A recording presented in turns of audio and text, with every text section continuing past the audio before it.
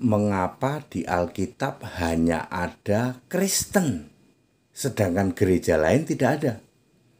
Saya Pendeta Henry Tandianta, Master of Bibliology Studies, ya, dari Gereja Alkitab Allah Esa Firman Utama. Kenapa di Alkitab hanya ada kata Kristen? Maaf ya, mohon maaf. Katolik kenapa nggak ada, Pak? Protestan kenapa nggak ada, Pak? Ortodok kenapa nggak ada, Pak?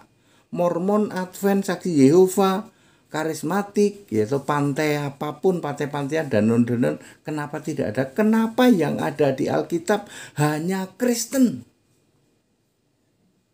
Oh, jawabannya sederhana. Artinya, sejak dari zaman Rasul, Kristen itu sudah ada.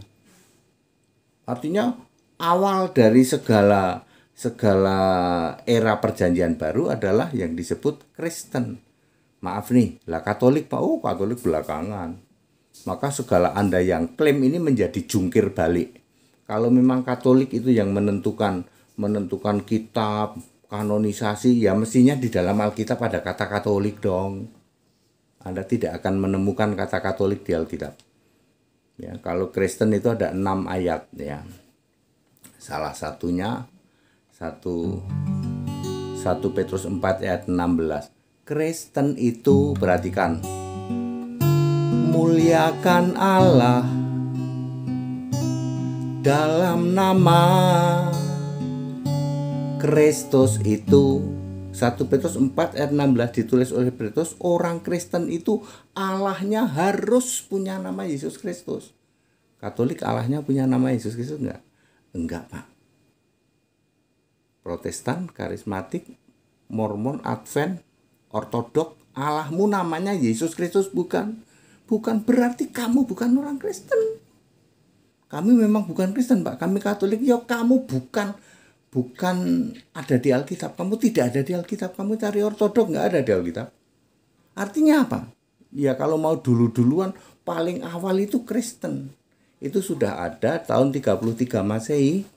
Ya, semua orang yang beribadah di dalam Kisah Para Rasul 1 ayat 13 adalah orang Kristen yang ibadahnya hari Minggu setelah pulang dari perjalanan Sabat, melihat Yesus naik ke surga, ditutupin awan, lalu numpang, lalu paginya besoknya ibadah hari Minggu.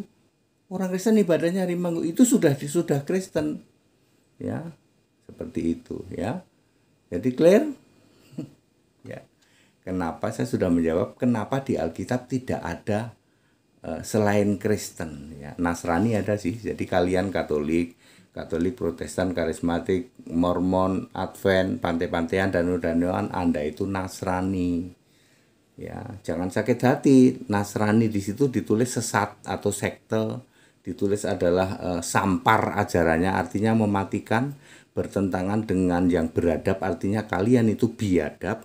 Kemudian suka membuat kekacauan. Yang bikin kacau itu kan dunia itu kan karena ada kelompok-kelompok yang ngaku-ngaku Kristen itu, yang saya menyebut 10 denominasi.